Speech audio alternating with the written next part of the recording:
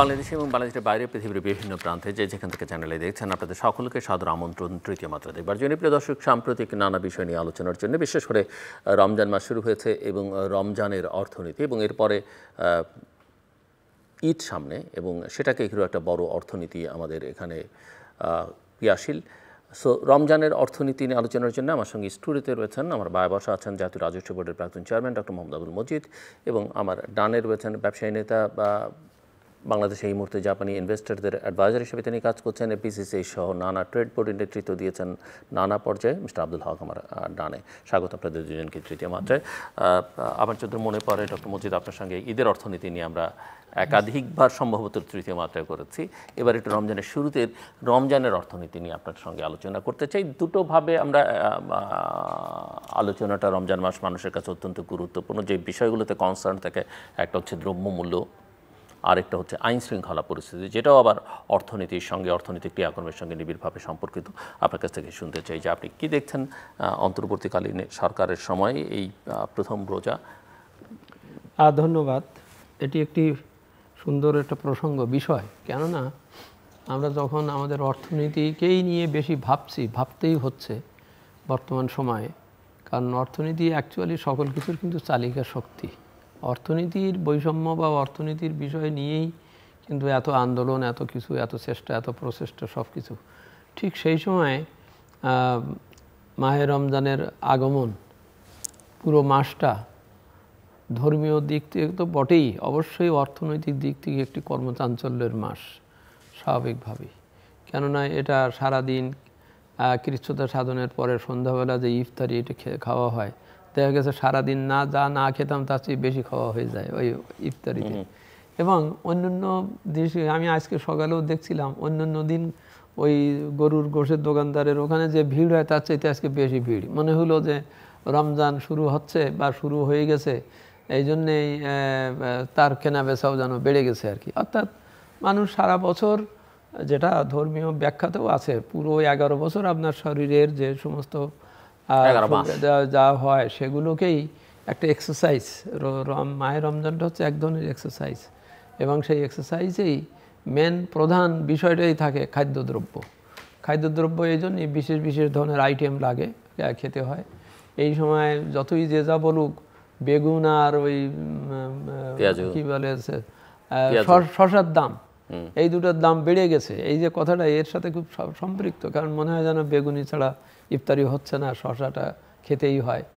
তো সব কিছু মিলেই কিন্তু এটা সংস্কৃতির সাথে, এটা অনুভূতির সাথে, এটা অভ্যাসের সাথে জড়িত, যে রোজার সময় অন্য মাসগুলো চাইতে একটু সবাই মিলে পরিশীতলের সুন্দরভাবে, একটু সামাজিকভাবে সুন্দরভাবে তারা থাকতে চায় আর কি। এবং এর সাথেই আপনি অবশ্যই বলেছেন আইন শৃঙ্খলার ব্যবস্থাটা, কেননা একটি নির্দিষ্ট সময়ের মধ্যে নামাজ পড়া, যাওয়া আসার সব কিছুর ক্ষেত্রে যদি মাথায় দুশ্চিন্তা থাকে যে আইন শৃঙ্খলা পরিস্থিতি ঠিক মতো, তাহলে এটা দ্রব্যমূল্যের সরবরাহের উপরেও, আপনার নিত্য নৈমিত্তিক জীবনযাপনের উপরে, এবং ঈদকে সামনের আর্থিক লেনদেনও সেটা তো আরও পরে আসছে। এটা পরে আসছে বলি না, মনে হয় প্রথম রোজার থেকে এটা শুরু হয়। রোজার শুরু মানে ঈদেরও শুরু, এই ধরনের একটা ব্যাপার আসে। আপনি ট্রাফিক জ্যাম দেখবেন, আরও বেশি কেনাকাটা হবে, অলরেডি দোকানদারেরা আগের মালামাল সব সরবরাহ নিয়ে এসছে। মানে পুরো সময়টাই কিন্তু একটি চাঞ্চল্য চলবে, অর্থনৈতিক চাঞ্চল্য চলবে। এইটাকে ঠিক মতন ম্যানেজ করতে পারা বা ম্যানেজের মধ্যে থাকাটাই হবে আমাদের অর্থনীতির পরবর্তী সময়গুলোর একটা গতিবিধির কিন্তু একটা, আপনি একটা you can take it that it is a chance, it is a point that you can make your economy এটা ইয়েতে। কারণ যে রমজানের পরে যে এটা ঈদের যে উদযাপন, এই রমজানের সবচেয়ে একটা বড় অন্যতম অনুষঙ্গ হচ্ছে কিন্তু জাকাত দেওয়া, সাদাকা এবং জাকাত দেওয়া। এই ব্যাপারেই কিন্তু প্রত্যেকের হিসেব কিতাব কষা, তারপরে কারে দেওয়া হবে, কারা পাবে, এই ব্যাপারগুলো কিন্তু এটাও কিন্তু এর সাথে সংযুক্ত। হ্যাঁ, মাহে রমজানে শুধু রোজা রাখা না, এর সাথে জাকাত দেওয়ার ব্যাপারটাও এই মাসের সাথে সংশ্লিষ্ট আর কি। আর আরও কয়েকটা জিনিস দেখা যায়, এই মাসেই বরং বেশি মানুষ ওমরায় যাচ্ছে। হ্যাঁ, অর্থাৎ এখানেও একটা ফরেন কারেন্সি ব্যবহার বা যাতায়াতের, যোগাযোগ, পরিবহনেরও একটা বিরাট ব্যাপার এর সাথে জড়িত আছে। কারণ অন্য সাধারণ হজের সময়ের চাইতেও নাকি দেখা যাচ্ছে যে এটা যেহেতু সহজে যাওয়া যায়, তাড়াতাড়ি আসা যায়, এবং এটা তাৎপর্যপূর্ণ মনে করে। সেই জন্যই এটা আমার মনে হয় হজের মৌসুমের মতোই এই রমজানের সময় ওমরা করবার একটা বিশেষ আসে, যেটার সাথে অর্থনৈতিক কর্মকাণ্ডের ব্যাপারটা বেশ জড়িত। আর একটা পয়েন্ট হচ্ছে যে এই রোজার প্রায় 15 দিন পরের থেকে ঈদের যে বিষয়টা আসবে সেইটার সাথে আপনার কার্ড মার্কেটের টাকার ব্যাংকের লেনদেনের উপরেও একটা চাপ পড়বে। তারপরে সেইটাকে আবার জোগাড় করার জন্য একটা ব্যবস্থা পড়বে, এবং আরও বেশ কিছু বিষয় আসবে, যেমন বোনাস দিতে হবে সবাইকে। বোনাস এই মাসে 2 বার বেতন হবে, এটা স্বাভাবিকভাবে মার্চ মাসে কিন্তু 2 বার বেতন হবে। একটা তো এই প্রথম দিকে এটা হবেই, আর একটা শেষের দিকে সে দাবি তুলবে, এবং এটা স্বাভাবিকভাবেই, নইলে ঈদ করতে পারবে না এই কথা মনে করি। অর্থাৎ এটা এমন একটা মাস এটা যেটাতে ডবল পেমেন্ট হবে, প্লাস একটা ইনক্রিমেন্ট, এই কি বলে বোনাস যাবে, 3টা বেতন একসাথে এই অর্থনীতিতে আসবে। তো সুতরাং ওইটার সাথে জড়িত হবে কেনাকাটা, বেচাকেনা। এখন যদি ব্যবসায়ীরা বা আমার সরবরাহ যদি ঠিক রাখতে হয়, ঠিক থাকতে হয়, এবং যদি এখানে কোনো প্রকার ওই যে অ্যাডাল্টারেটিং ফুড দিয়ে এইটা চাহিদাকে মেটানোর চেষ্টাগুলো যদি না থাকে, তাহলে কিন্তু এটা একটা কিন্তু স্বচ্ছভাবে ব্যবসা বাণিজ্য করবারও একটা অন্যতম মৌসুম এবং সুযোগ। সেটাকে কিভাবে ব্যবহার করা হচ্ছে সেটার উপরেই, এবং ব্যাংকিং ব্যবস্থারও টাকা পয়সার লেনদেনের ব্যাপারও, যেমন আজকাল তো আপনার অনলাইনে সুন্দর সিস্টেম হয়েছে, আপনি অনলাইনে টাকা পাঠাতে পারছেন গ্রামে। এই সময় কিন্তু টাকা পয়সারও খুব লেনদেনও খুব বেড়ে যায়। এবং ওনার বিখ্যাত সেক্টর পরিবহন সেক্টরেও কিন্তু এই রোজার সময় এবং রোজার পরে যে ঈদ, এটা কিন্তু পুরো সময়টাই কিন্তু পরিবহন খাতেও একটা কিন্তু তেজি ভাব দেখা যায়, লক্ষ্য করা যায়, কারণ মানুষ যাতায়াতে করতে পারেন। এবং সাম্প্রতিককালে আপনি আরও একটা জিনিস দেখবেন যে আজকাল সেহেরিরও একটা কালচার গড়ে উঠছে, যে সেহেরিটা ভালো করে খেতে হবে, অন্য সময় রোজা থাকে রেস্টুরেন্ট খোলা থাকে, বাইরে গিয়ে সেহরি খাওয়ার একটা প্রবণতা শুরু হয়েছে, ব্যবসার উপরও এর একটা প্রভাব ভালোভাবে। অর্থাৎ আমি মনে করি এবং সেহরির পার্টি, ইফতার পার্টি, ইফতার পার্টি হওয়ার ব্যাপারটা এখন অবশ্য রাজনৈতিক কর্মকাণ্ডটা অন্য ধরনের, নইলে এই শুধু ইফতার উপলক্ষেই যে রাজনৈতিক যেটা, তারপরে এই যারা কেন্দ্রীয় নেতা তারা সবসময় এই সময় গ্রামে যেতে চান, তাদের সাথে মিশতে চান, অর্থাৎ একটা মোবিলিটি আসে। এই মোবিলিটিটাকেই আমি মনে করি let us take it an opportunity to correct our economy, in the sense যে সরবরাহে যে জটিলতাটা হয়ে আছে, যার জন্য দ্রব্যমূল্য নিয়ন্ত্রণ করা যাচ্ছে না, কিংবা এই যে চাঁদাবাজি বা এটা ওটা করে এটাকে নিয়ন্ত্রণ করা যাচ্ছে না, অন্তত ধর্মীয় মূল্যবোধের দিক থেকেও রোজার সময়ও অন্তত অলরেডি আমাদের একজন উপদেষ্টা সেদিন বলেছেন যে অন্তত রোজার সময় আপনি একটু সংযম পালন করেন আপনার ব্যবসা বাণিজ্যের ক্ষেত্রে। কিন্তু আবার ওনারা হয়তো মনে করেন যে এই একটা সুযোগ পেয়েছি, এই সময় করব। এই দুটোর ভিতরে একটা সমন্বয় হওয়া দরকার। আসবো আবার আপনার কাছে, মিস্টার আব্দুল হক। জি, অনেক ধন্যবাদ। রমজান মোবারক। সারা বছর যারা আজকে রমজানে আমরা বেঁচে আছি তারা সৌভাগ্যবান। গত বছর যারা ছিলেন অনেকে আজকে পৃথিবীতে নাই, আগামী বছর আমরা পাবো কিনা জানি না। তো তৃতীয় মাত্রার লাখো লাখো দর্শক শ্রোতা যারা দেশে বিদেশে আছেন সবাইকে সালাম এবং রমজানের শুভকামনা জানাচ্ছি।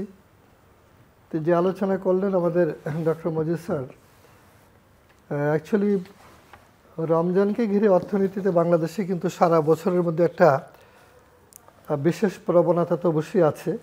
বিশেষ করে কতগুলো ব্যবসায় কিন্তু শুধু রমজান মাসেই হয়, অনেকটা বলতে পারেন যে এক মাসে যা ব্যবসা হয় সারা বছর তা হয় না। স্পেশালি পোশাক আশাক, ড্রেস, অ্যাপারেলস, এবং একদম যে গরিব সেও কিন্তু ঈদের সময় একটা জামা কেনার চেষ্টা করবে, বাজেট করে রাখার চেষ্টা করে। সেই অর্থে রমজান অত্যন্ত গুরুত্বপূর্ণ, ইকোনমিটার তাৎপর্য অনেক।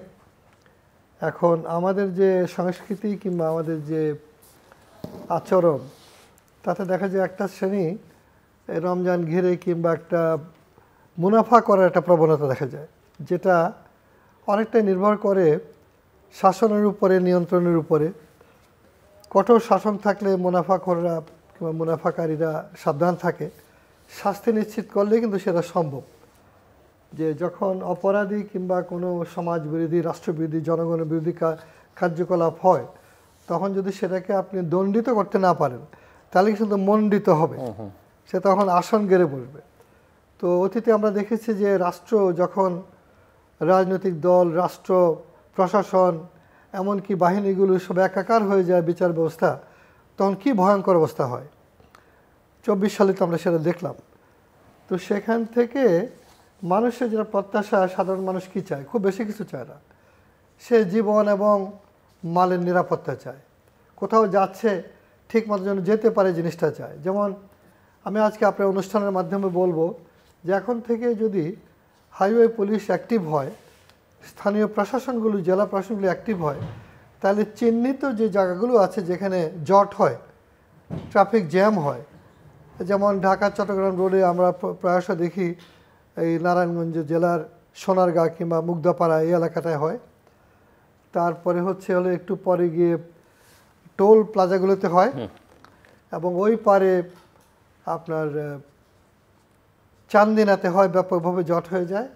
এগুলা পুলিশ, পরিবহন শ্রমিক কিংবা মালিক সমিতিগুলো এবং স্থানীয় প্রশাসন, জেলা প্রশাসন মিলেই কিন্তু বিশেষ ব্যবস্থা নিলে পর অনেক সময় আননেসেসারিলি দেখা যাচ্ছে শুধু একজনের কারণে পুরো রাস্তা, একটা মহাসড়ক, অর্থনীতির সুনিত ধারা বলা যেতে পারে, স্টপ হয়ে থাকে। কেন হলো কেউ বলতে পারে না। অতএব কোনো জট হলে সেটা যেন কেন্দ্রীয়ভাবে হাইওয়ে পুলিশ আজকে ইন্টারনেটের মাধ্যমে কিংবা ফেসবুকের মাধ্যমে 5 মিনিটের মধ্যে জানাতে পারে যে অমুক জায়গায় এরকম জ্যাম হচ্ছে, দেখেন কেন হয়েছে, কেন হলো, জবাবদিহি করা, পুলিশকে জবাবদিহি করা প্রতিটা জায়গায় যে ওইখানে কেন জট হয়েছে এটা 2 মিনিটের বেশি হলে জানাতে হবে। এটা কোনো ব্যাপার না, কিন্তু এটা কেন্দ্রীয়ভাবে ঢাকা থেকে হতে পারে, জেলাগুলো থেকে হতে পারে, জাস্ট চাই কিনা আমরা। তো এটা একটা আমার কাছে মনে হচ্ছিল যে আজকে আপনার এই অনুষ্ঠানের মাধ্যমে বলি। তারপরে গভর্নর মহোদয় বলছিলেন যে ফরেনসিকের অবস্থাটা ইমপ্রুভ করছে, এটা আসার কথা। রোজার মাসে এমনিতেই হয় কিছুটা, রমজান 21 বিলিয়নের মতো হচ্ছে, কিন্তু যারা অর্থবান, অর্থশালী, সম্পদশালী মানুষ তারা প্রতি বছর ওমরা করতে চায়, এটা তো ওদের মধ্যে একটা প্রবণতা আছে, করতে পারে, করুক, কিন্তু আমি মনে করি তাদের বাধ্যতামূলক জাকাত কিংবা ফি আদায় করা উচিত, ইম্পোজ করা উচিত। যে 2 বারের বেশি হয়েছে তার উপরে এত টাকা, 3 বার হয়েছে এত টাকা, যাক, কিন্তু গরিবকে দিত। সম্পদের বন্টনের একটা কৌশল, যে তোমার কাছে টাকা আছে, ফাইন, ভালো, তুমি যাও, কিন্তু তুমি বাধ্যতামূলকভাবে এই ট্যাক্সটা দাও। তো তাহলে ফরেনারদের উপরে চাপ বাড়ছে। অনেকে এটাকে মনে করে ওমরা থেকে সে বেহেশত নিশ্চিত করবে, কিন্তু এখানে সব পাপাচার করে, অন্যভাবে টাকা রোজগার করে কিংবা ইজিলি রোজগার করে, তার অনুভূতিই নাই যে ওমরা করার চেয়ে বড় কাজ এখানে রয়ে গেছে। আমার এখানে সমাজ কল্যাণে কাজ করা, আমাদের গরিব দুঃখীকে দেওয়া, এবং আমাদের সমাজ কিংবা রাষ্ট্রের জন্য কাজ করা, ট্যাক্স দেওয়া। এমনকি দুর্নীতিপরায়ণ লোক ঘুষ খাচ্ছে, অন্যভাবে রোজগার করছে, তারাও কিন্তু ওইভাবে মনে করে যে জান্নাতের টিকিট পেয়ে যাবে। এই ধরনের একটা প্রবণতা কিন্তু আছে। তো এইটা একটা জিনিস হতে পারে যে আমরা যদি দেখেন, দুর্নীতির কিন্তু একটা অর্থনীতি আছে, যে একটা লোক দুর্নীতি ঘুষের মাধ্যমে ইজি টু রোজগার করে, সরাসরি বাজারে গিয়ে বড় মাছটা কিনলো, মাংস কিনলো, কাপড় চোপড় কিনলো, গাড়ি কিনলো, আমার ব্যবসা বাড়লো, সরকারও কিন্তু রাজস্ব পায়, এটা একটা দিক। কিন্তু দুর্নীতি করতে করতে এমন অবস্থা, জিব্বা কিংবা দৃষ্টি এত বড় হয় যে না, এই দেশে তো রাখা যাবে না, এখন নিউ ইয়র্কে বাড়ি করতে হবে, কানাডাতে বাড়ি করা লাগবে, কিংবা নিজের পক্ষে মালয়েশিয়া করা লাগবে, নাহলে তো এখানে নিরাপদ না। আমার 14 গোষ্ঠী তারা বাইরে থাকবে, এমপি মন্ত্রী হবে, এরকম একটা প্রবণতাও কিন্তু অনেকের মধ্যে আছে। অতএব যে নতুন যে হাজারো মানুষ, ছেলেরা, তরুণরা প্রাণ দিয়ে যে কথাটা বলার চেষ্টা করেছিল, তার ভাষা কি আমরা দিচ্ছি কিনা, আমরা কি অনুভব করছি কিনা, কিংবা আমরা কি সে ট্রান্সলেশন করছি যে আসলে কেন বৈষম্যহীনের কথা বলেছে, সেটা এককভাবে যারা বলছে তাদের বিষয় কিনা শুধু। এটা কিন্তু আমি মনে করি সবার বিষয়, এটা কোনো একটা পার্টির বিষয় নয়, একটা সরকারের বিষয় নয়, কোনো একটা গোষ্ঠীর বিষয় নয়। এখানে টোটাল সরকারের ব্যবস্থার মধ্যে আমি দেখছি ডক্টর মজিদ সাহেব তো সারা জীবন সরকারে ছিলেন। দেখা গেল যে আমি 2টা এজেন্সির কথা বলবো, যে 2টাকে ইংল্যান্ডের আদলে করেছে, বিআরটিএ এবং ঢাকা ট্রান্সপোর্ট কোঅর্ডিনেশন অথরিটি দেখেন নাম দিয়ে বসে গেল, রোড ট্রান্সপোর্ট অথরিটির নাম দিল, কিন্তু স্যার রোডের উপরে কর্তৃত্বই নাই, এবং কেন অ্যাক্সিডেন্ট হয় রিপোর্টিং নাই। আমি ওর অনারারি বোর্ডে ছিল, আমি সেদিন চেয়ারম্যানকে জিজ্ঞেস করলাম যে আপনি তো একজন অতিরিক্ত সচিব, নতুন এসছেন, এই যে রোড ট্রান্সপোর্ট অথরিটির নামটা দিল এরশাদ সাহেবের সময়, এটাকে খুব আলোচনা করে বিবেচনা করে দেওয়া হয়েছে? কি কর্তৃপক্ষ আপনার আছে, কর্তৃত্ব আছে সড়কের উপরে? সরকার তো কর্তৃত্ব হলো পুলিশের, কিংবা সরকার কোনো ফল্ট থাকলে সেটা রোডস অ্যান্ড হাইওয়েজে। তো তাহলে আপনি কি করে এই নাম দিলেন? ও কেন বললাম যে আসলে এটা ইংল্যান্ডের DBL, driving and vehicle licensing agency বলে ওরা, সেটার আদলে করেছিল। কিন্তু ওরা কিন্তু ড্রাইভিং অ্যান্ড ভেহিকেল লাইসেন্সিং আর ফিটনেসটা আউটসোর্সিং করে দেওয়া, গাড়ির রেজিস্ট্রেশন করে ডিলাররা, 99% করে হলো আপনার ডিলাররা সব পূরণ করে দেয়, অটোমেটিক রেজিস্ট্রেশন হয়ে যায়, সরকার টাকা পায়। এখানে রেজিস্ট্রেশনের জন্য বিশাল কাণ্ড করে বসে আছে এবং সেখানে অনেক রকম ধূসরতা দুর্বলতা তৈরি হয়েছে। আজকের বিষয় সেটা নয়, আমি একটু করে দিকপাত করলাম। সুযোগ পেলে এই যে সংস্কার সরকার অনেক কমিশন করলো, আমার মনে হয় একটা রাজস্ব বোর্ডের একটা কমিটিতে ডক্টর মজিদ স্যারও কাজ করছেন। আসলে কিন্তু এটা কিন্তু এমন একটা ব্যাপার যে এটা ইচ্ছা করলে আপনি নেবেন না এরকম ব্যাপার না, কিন্তু কঠোর একটা বিষয় যেটা ভীষণভাবে দরকার। আজকে আমরা বিনিয়োগ যদি আনতে চাই, জাপানের কথা বলা হচ্ছে, জাপানিরাই বলে তোমরা তো একটা ট্রাফিক ম্যানেজ করতে পারো না, কানে কানে বলে, মানে ওরা প্রকাশ্যে সাধারণত বলে না যে তোমরা ট্রাফিক ম্যানেজ করতে পারো না, তোমরা বিনিয়োগ চাচ্ছ। সে ভিয়েতনাম শিক্ষা এবং দক্ষতা, এডুকেশন অ্যান্ড স্কিলের পলিসি করেছিল 70-এর দশকে, ওদের 75-এর পরপরই। আজকে তাদের এখানে সবচেয়ে বেশি এফডিআই কিংবা সরাসরি বৈদেশিক বিনিয়োগ যাচ্ছে। আমেরিকা, জাপান, চীনও বিনিয়োগ করছে। আমরা কিন্তু আজও এনেও অনেকগুলো মিনিস্ট্রি বানায় বসে আছি, এত সচিব, এত এজেন্সি। এই গত সরকার এতগুলো এজেন্সি অথরিটি বানিয়েছে, ও মাই গড, তার জন্য বিশাল অট্টালিকা, প্রাসাদ, অর্ধেক ফ্লোর খালি, কি যে করেছে। ধন্যবাদ।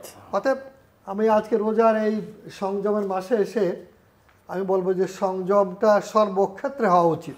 ডক্টর মজিদ, অনেকগুলো প্রসঙ্গ, একটা হচ্ছে যে প্রশাসনিক সংস্কারের ইস্যু, সরকারের ব্যয় কমানো, ব্যয় সংকোচনের নীতি গ্রহণ এবং সামগ্রিকভাবে যে সংস্কারের কথাবার্তাগুলো হচ্ছে, বা আর্থিক খাতে সংস্কার নিয়ে সেই অর্থে কোনো কমিশন আমরা দেখিনি। একটা হোয়াইট পেপার কমিটি করা হয়েছিল, কমিশন বা যাই বলি না কেন, এবং জাতীয় রাজস্ব বোর্ডের জন্য একটা করা হচ্ছে, যেখানে আপনিও আছেন। সব মিলিয়ে আপনার কাছে একটু শুনতে চাই, এবং এই রোজার মাসটাকেও আসলে এই জায়গাগুলোতে কীভাবে কতটা গতি বাড়বে, কতটা স্লোত হবে সেটা নিয়েও, কারণ রমজান মাসে বাংলাদেশে প্র্যাকটিক্যালি সেই অর্থে তেমন কোনো কাজকর্ম হয় না। হ্যাঁ, না, এটা ঠিক, কারণ রোজার মাসের এমনি অফিস আওয়ার কম, এবং অনেকে বিকালে খুব ক্লান্ত হয়ে পড়েন, কাজের স্পিড বেশি থাকে না। কিন্তু আবার অ্যাট দ্য সেম টাইম যদি মনোযোগ দিয়ে কাজ করেন, ওই 2-3 ঘন্টা কাজই যথেষ্ট। অ্যাকচুয়ালি আমি সকাল 9টা থেকে 5টা পর্যন্ত 3 ঘন্টা ঘুমালাম, 2 ঘন্টা নামাজ পড়লাম, ঘুরিয়ে বেড়ালাম, তাতে যে আমার ওয়ার্কিং আওয়ার। আর আমি যদি রোজা রেতে আমার খাবার দাবার যে সময়টা আমার দুপুরের টাইমটা দিতে হচ্ছে না, এখান থেকে সেভ হয়ে কিন্তু বরং দেখা গেছে অনেক সময় প্রোডাক্টিভিটি বাড়ে আর কি। প্রোডাক্টিভিটি বাড়তে হবে। আপনি সংস্কারের কথা যেটা বলছেন, এটা একটা চলমান প্রক্রিয়া, এবং এটা কিন্তু দিন দিন মোমেন্টামে ওঠা ছাড়া কোনো উপায় নেই। কেননা সংস্কার না করে আপনি যদি আবার সে পূর্বের অবস্থায় ফিরে যান, তো তাহলে এটার কিন্তু it will be of no meaning, বা হবে না আর কি। এখন সেই জন্যেই আপনি অবশ্যই লক্ষ্য করেছেন, অ্যাকচুয়ালি আর্থিক খাতের সংস্কারের কিন্তু খুব জোরালো বা সেই ধরনের কোনো কমিশন বা সেই ধরনের কোনো বিষয়গুলো কিন্তু নাই। বাংলাদেশ ব্যাংক বা বিশেষ করে ব্যাংক খাতের যে আস্তে আস্তে একটু পজিটিভ ফিরে আসছে, এটা কিন্তু আসতেছে স্বয়ংক্রিয়ভাবে। এটা কিন্তু খুব বড় ধরনের কোনো পদক্ষেপের বা এর দ্বারা না। এইটা হয়েছে হয়তো যে বেশ কয়েকটি ওই নিম্নগামী পতিত কয়েকটা ব্যাংকের হয়তো বোর্ড চেঞ্জ করা হয়েছে, কিন্তু আসলে একে ফিরতে হবে নিজস্ব একটা নিয়মতান্ত্রিকতার মধ্যে, এবং এর জন্যেই হয়তো একটা কমিশন বা একটা খুব বড় ধরনের একটা ধাক্কা বা একটা হয়তো দরকার ছিল, সেটা হয়তো অন্য একটা ইয়েতে যাচ্ছে। কিন্তু এই প্রত্যাশা করা অবশ্যই অসঙ্গত হবে না যে সংস্কারটা সকলের বোধগম্যের মধ্যে আনতে হবে। এরকম না যে আমি যারে বলে দিলাম তিনি সংস্কার করে দিয়ে যাবেন, আরেকজন ওইটা পালন করবেন কিনা উনিও ঠিক মতন লিখেছেন কিনা, এই দুটোতে যদি আমি উদাসীন থাকি, আমি আবার বলছি, হক ভাই যথেষ্ট বলেছেন, এটা কিন্তু it is our everybody's economy. এটা ওই যিনি অন্তর্বর্তী সরকার গেছেন তার না, তার একক না, বা যেও কেউ মাঝে মাঝে তারা আলোচনা সমালোচনা করছেন, শুধু তাদের না, এটা সকলকে, আমাদের সকলকে ওহন করতে হবে এই বলে যে আমি একটা গণতান্ত্রিক অধিকার মূল্যবোধ এইটা ফিরে পেতে চাই, এইটা চর্চা করতে চাই, কথা মত বিনিময় করার ব্যাপারে, সমালোচনা সব কিছুর ব্যাপারে আমি সুযোগটা পেতে চাই। এবং আমি একটি আইনের শাসন, মূল্যবোধের বোধ উপলব্ধির, আমাদের কিন্তু মনোভঙ্গির পরিবর্তনটাই কিন্তু সবচেয়ে বেশি। সকল প্রকার যে কটা কমিশন বা যে রিপোর্ট বা যা বেরিয়েছে সেখানে কিন্তু এই কথাটাই কিন্তু বেশি এসছে যে আমার আইন কানুন কিছু আছে, আমার অনেক ফ্যাসিলিটি সুন্দর আছে, কিন্তু আমাদের মনোভঙ্গিটা, our attitude, our personal commitment, সেখানে কিন্তু ঘাটতি আছে। এই ঘাটতি আছে বলেই এই জিনিসটা ডেভেলপ করতেছে না। সেই জন্য আমি মনে করি প্রত্যেকের যার জায়গার থেকে যা করা উচিত, একজন নাগরিকের হোক, একজন দোকানদারের হোক বা একজন ব্যবসায়ীর হোক, প্রত্যেকে যদি তার নিজের বিষয়টা ভালো করে দেখেন, এটাই আমি মনে করি এটা বড় সংস্কার হবে, মূল্যবোধের সংস্কার। এই সংস্কার এই জন্যই দরকার যে আমি খুব সুন্দর সুন্দর একটা রিপোর্ট দিয়ে গেলাম, পরের জন্য এসে বললেন আমি এটা মানলাম না, তাহলে কি হলো? ফলাফল তো কিছু হলো না। এখানে বলতে হবে যেটা এখন করা হচ্ছে যে এই যে সংস্কারের কথা তারা বলা হচ্ছে, এগুলো সকলকেই অনুধাবন করতে হবে, বুঝতে হবে, বুঝে সকলকে সেটাতে ঐকমত্যে পৌঁছাতে হবে। কারণ ঐকমত্য ছাড়া কিন্তু এগুলো হবে না। যেমন 2008 সালে আকবর আলী খান স্যার যে এটা করেছিলেন রেগুলেটরি রিফর্মস কমিশন, আমরা 125টার মতো আইন, আর্কেইক আইন আমরা কিন্তু লিস্ট করেছিলাম। ওইটা বাদ দিলে কিন্তু আমাদের অনেক কাজ কিন্তু সহজ হয়ে যেত, কমে যেত। কিন্তু পরের সরকার এসে বললেন ও কিচ্ছু হয়নি, বাদ দিলেন। তো দেওয়াতে ওই এক্সারসাইজটাও যেমন অপব্যয় হয়ে গেল, অপচয় হয়ে গেল, তেমনি আমার সামনে যাত্রাটা আরো বেশি ধোঁয়াশি হয়ে গেল। এখন যে কতগুলো কমিশন হলো এবং রাষ্ট্রীয় অর্থ ব্যয় করে, সেগুলো কি অপচয়ের তালিকার মধ্যেই ঢুকবে কিনা মনে হচ্ছে? অপচয়ের তালিকার ভিতরে না, কারণ এই কমিশনের পিছনে যে খুব বেশি বিরাট আর্থিক ব্যয় হয়েছে তা সেটাই হয়েছে, হয়নি তা না। কিন্তু যাই হোক, যা হয়েছে, আমি বলছি এই আর্থিক ব্যয়ের চাইতে হবে যে আমার যে মেধার, আমার যে চিন্তার যে যে যে যে ক্যালোরি খরচ হয়েছে, সেইটার কিন্তু রিটার্ন আসতে হবে। সেই রিটার্ন আসবে যদি ইফ আই ওন দি সংস্কার প্রস্তাব যা বলছে সেটা, এটাকে এরকম না যে আমি সমালোচনা করতে থাকলাম, উনি এইটা বললেন, উনি ওইটা বললেন কেন, এরকম না। এটাকে ধাতস্থ হতে হবে, আত্মস্থ করতে হবে। আমি আবার বলছি, ওই জন্যই আমাদের একটা সামগ্রিকভাবে, জাতীয়ভাবে একটা ঐক্যমতে এটা পৌঁছাতে হবে যে লেট আস ওন ইট, যে আমরা এটা চাই, এটা হওয়া উচিত, এটা না হলে আমার এটা হবে না। এই ব্যাপারটা মনে করতে হবে। এটাকে পারস্পরিক সমালোচনা করে উড়াই দিলাম, না উনি কিছু করেন নাই, উনি কিছু করছেন না, আমি তো দেখি সেই জিনিস একই আছে, এইভাবে যত বলবো তত কিন্তু ওই পতিত সরকারের পক্ষে যাবে ব্যাপারটা। কারণ সে মনে করবে যে ওই তো পারলো না, ও ফেল করেছে। ও ফেল করা মানেই হচ্ছে আপনার ভিতরে একটা এসে যাবে, কি বলে, হতাশা এসে যাবে। আর এই হতাশাই আপনাকে আবার নতুন করে জেগে ওঠার জন্য আরো প্রলম্বিত করে ফেলবে। হ্যাঁ, আমার মনে হয় সংস্কার দিয়ে যদি শুরু করি, সংস্কার হতে হবে কন্টিনিউয়াস প্রসেস হিসাবে। কিন্তু যে তীব্র আকাঙ্ক্ষা নিয়ে আমরা সবাই, অলমোস্ট দেশের সকল জনগণই সামিল হয়েছিল একটা অভ্যুত্থানে, পরিবর্তনের জন্য, সে পরিবর্তন কিন্তু জমা হতে হতে মানুষের ধৈর্যচ্যুতির পরেই কিন্তু সাধারণত আপনার যে অগাস্টের পরিবর্তনটা হয়েছে। এখন এটাকে যদি আমাদের রাজনীতিকরা বুঝতে ভুল করেন, তাহলে কবে আর আমাদের সত্যিকার অর্থে শুরু হবে জানি না। কতগুলো সংস্কার তো আপনাকে শুরু করতে হবে, যেটা ইলেকশনের জন্য। ফর এক্সাম্পল, কীরকমভাবে ইলেকশনটা হবে? ইলেকশন ছাড়া আসলে কোনো স্টেবল সরকার তো সম্ভব না। সেজন্য ইলেকশন যত তাড়াতাড়ি দেওয়া সম্ভব আমি মনে করি সেটা একটা বিষয়। আর যেটা মজিদ সাহেব বললেন, আমি সম্পূর্ণভাবে একমত যে একটা ইস্তেহার প্রয়োজন ছিল, যে এই সংকট যা হলো, আমরা অতীতে এত রক্তপাত হলো, সেই 71 সাল থেকে শুরু করে পর্যন্ত যেসব ভুল ভ্রান্তি, এত রক্তপাত, এত আপনার ভয়ঙ্কর রকমের অর্থ পাচার যা দেখলাম, একটা ক্ষুদ্র রাষ্ট্র আমাদের, কিন্তু বিশাল সারা পৃথিবীর মানুষ দেখলো যে এখানে নজিরবিহীন অর্থ পাচার হয়েছে। এই সবগুলো যাতে কোনোদিনই না হয়, জনগণের স্বাধীনতার জন্য, সার্বভৌমত্বের জন্য। এখন সার্বভৌমত্ব অনেকে অনেকভাবে ট্রান্সলেট করে। আমি সাধারণ মানুষের সময় মনে হচ্ছে, যদি আপনার অর্থনীতি কিংবা আপনার কেন্দ্রীয় ব্যাংক থেকেও আপনার অর্থ পাচার হতে পারে, কি জাতীয় খাজানজি কিংবা কোষ থেকে যদি অর্থ চলে যেতে পারে, জনগণের অর্থ, বৈদেশিক মুদ্রা, তাহলে সার্বভৌমত্বের অর্থ কী? যারা পাহারা দিচ্ছে তারা কি কাজ করছে?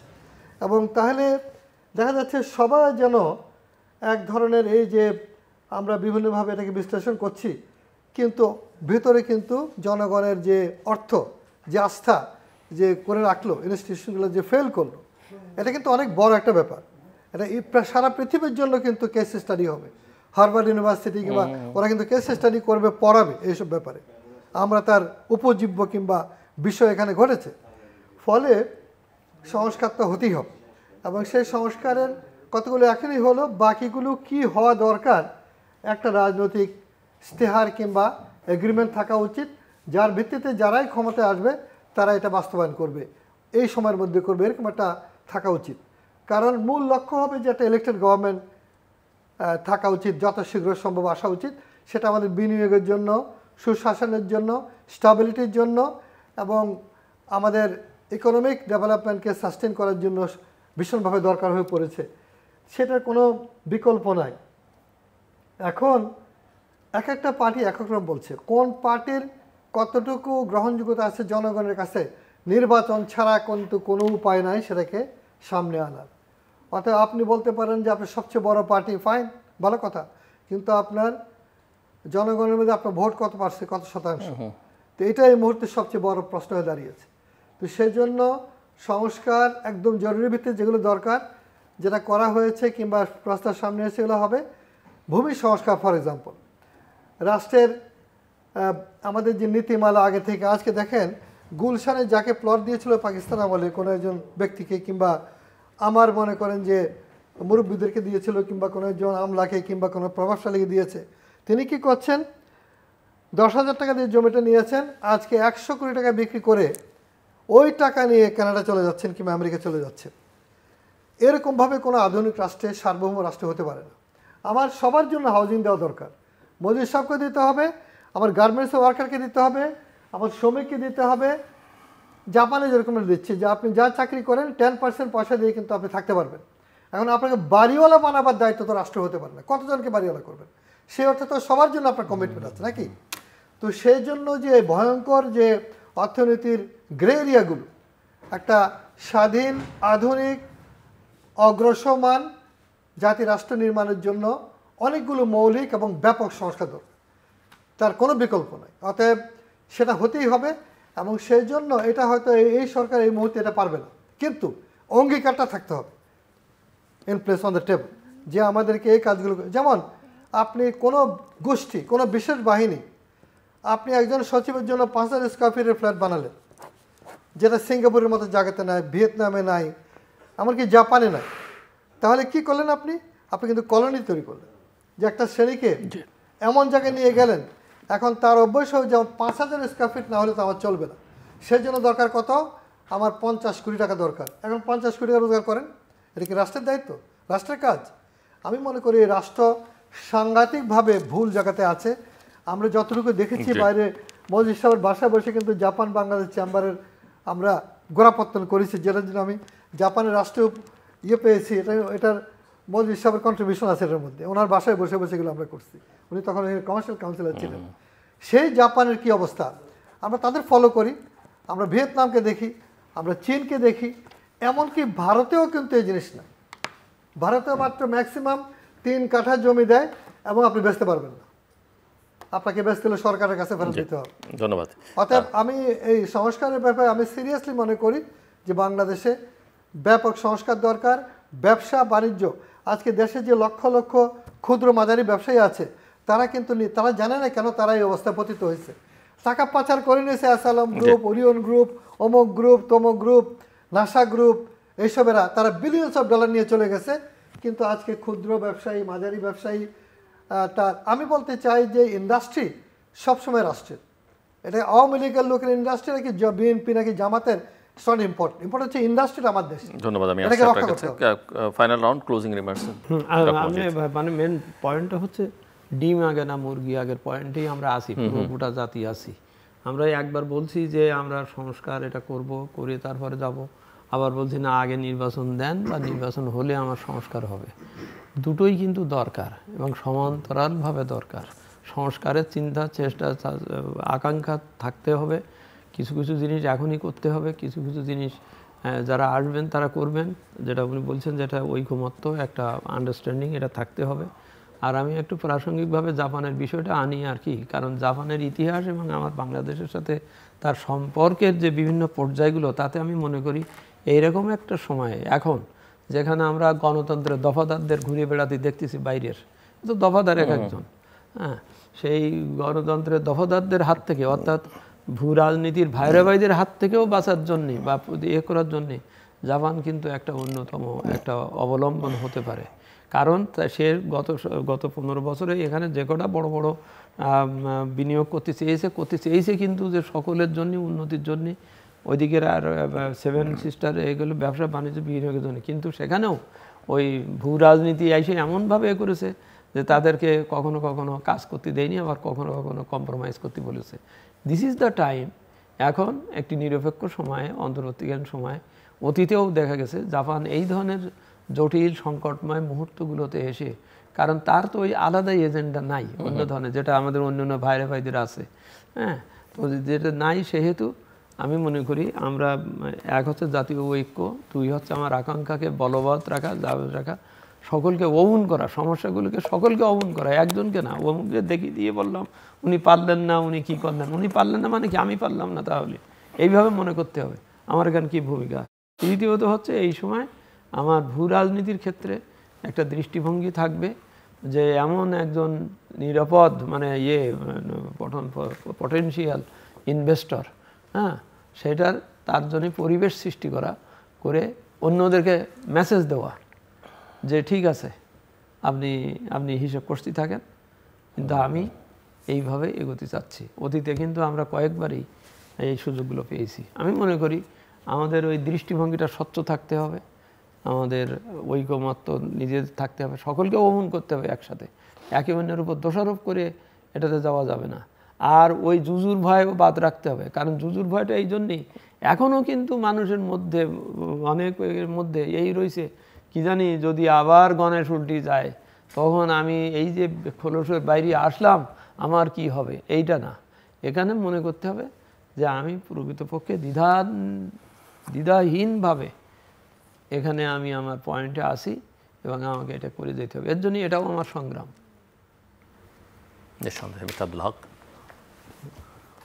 আমার এই রমজান মোবারকে আমার মনে হয় যে বর্তমান অন্তর্বর্তীকালীন সরকার যে কাজ করছে সেটা আমি মনে করি অনেক প্রতিকূলতার মধ্যেও তারা ভালো কাজ করছে বলে আমি মনে করি, এবং অনেক চ্যালেঞ্জ মোকাবেলা করে করছেন।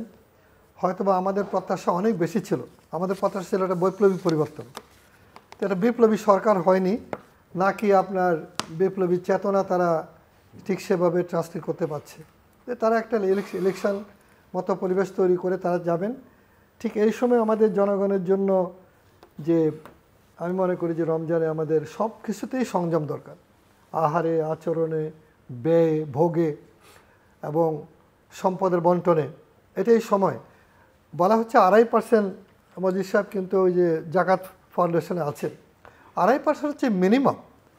আদতে ইসলামিক স্পিরিটই কিন্তু আপনার প্রয়োজনের বাইরে যেটা আছে সবটাই আপনার দান করার কথা। আপনার তো কবর নিতে পারবেন না, তাহলে আপনি এত সম্পদ কেন আহরণ করবেন, যেটা অকল্যাণ। আমার সম্পদ আহরণের জন্য, প্রফিট কিংবা মুনাফা করার জন্য আমি আপনার জীবনকে অতিষ্ঠ করছি এবং গরিব করে ফেলছি অন্যদেরকে। সম্পদের বন্টনে চরম বৈষম্য, এই বৈষম্যহীন যে সমাজ সেটাও কিন্তু এই রমজানের কিংবা ইসলামেরই কথা, যে বৈষম্য হতে পারবে না, রাষ্ট্র নিশ্চিত করতে হবে বৈষম্য হবে না। অতএব বৈষম্যহীন কথাটা কিন্তু ব্যাপক অর্থ, সেটাই যদি আমরা রমজানে নিয়ে আসি তাহলে আমি মনে করি যে রমজানে আপনি যদি আজকে আমেরিকা মিস্টার ট্রাম্প ঘোষণা করতে যাচ্ছেন যে $5 মিলিয়ন হলে আপনি আমেরিকান নাগরিকত্ব কিনতে পারবেন। $5 মিলিয়ন, $5 মিলিয়ন মানে হচ্ছে $50 লক্ষ, এবং তার বাংলাদেশ টাকা হচ্ছে প্রায় 60 কোটি টাকা। পৃথিবীর বহু মানুষ কিন্তু এটা কিনবে। তাহলে আপনি আপনার দেশ থেকে যারা টাকা নিয়ে গেছে তাদেরকে একটা অ্যামনেস্টি দেন, একটা সাধারণ ক্ষমা দেন যে তুমি যা নিয়ে গেছো যদি 80% নিয়ে আসো সব মাফ করে দেবে। কেননা ট্রাম্প সাহেবের হিসাবে যদি 1 লক্ষ লোক সারা পৃথিবী থেকে $5 মিলিয়ন করে নিয়ে যায়, just imagine the amount of money আমেরিকাতে কত হবে। তাহলে আমরা কেন এটা চালাক হই না যে বাবা আমার এখানে তুমি নিয়ে আসো, সব মাফ করে দেবো যদি তুমি 80% টাকা নিয়ে আসো। কিংবা একটা অঙ্ক দেন, যেই অঙ্ক আনলে পর তাকে তার যদি কোনো হাইনিয়াস ক্রাইম না থাকে তাকে আপনি ক্ষমা করবেন কিংবা তাকে দেশে থাকার সুযোগ করবেন, ইন্ডাস্ট্রিতে বিনিয়োগ করুক, ডিক্লেয়ার করুক যে ওটা নিয়ে আসবো, যারাই নিয়ে সে যেই হোক দেশে, যে আমার মনে হয় যে এরকমভাবে আপনি দেশে তাদেরকে আনার একটা সুযোগ করে দেওয়া উচিত। আমাদেরও দেখেন এই যে $5 মিলিয়ন ট্রাম্প সাহেব নিতে বলছেন, আপনি কোত্থেকে আনছেন এই প্রশ্ন কিন্তু করবে না, সবাই কিন্তু আহ্বান করছে নিয়ে আসো। ইউরোপিয়ান ইউনিয়নও বলতেছে আমার এখানে নিয়ে আসো, চীনও বলতেছে আমার এখানে বিনিয়োগ করো, জাপানও বলতেছে আমার এখানে বিনিয়োগ করো, সবাই কিন্তু চাচ্ছে। আমরা কি চাচ্ছি? আমাদের এখান থেকে কেন টাকা পাচার হয়ে যাচ্ছে? কারণ হচ্ছে শাসন, কারণ হচ্ছে দুর্নীতি, কারণ হচ্ছে আমাদের নিরাপত্তাহীনতা। অতএব এই জায়গাটা বুঝে বাংলাদেশকে একটা গণতান্ত্রিক রাষ্ট্রে পরিণত করে আমার মনে স্টেবিলিটি আনাটা ভীষণ দরকার। অনেক ধন্যবাদ মিস্টার আব্দুল হক এবং ডক্টর মোহাম্মদ আব্দুল মজিদ। দর্শক, আমার অতিথিরা নানা বিষয় নিয়ে কথা বলছিলেন যে রাষ্ট্র কোথায় দাঁড়িয়ে আছে এবং সেখানে সংস্কারের আলোচনাটা আছে। ওনারা মনে করেন যে সংস্কারের অঙ্গীকারটা থাকতে হবে, পলিটিক্যাল উইলটা থাকতে হবে। নির্বাচন নিঃসন্দেহে অত্যন্ত গুরুত্বপূর্ণ গণতান্ত্রিক প্রক্রিয়া উত্তরণের জন্য, তবে নির্বাচন এবং সংস্কার দুটোই সমান্তরাল গতিতে চলতে পারে এবং চলা উচিত।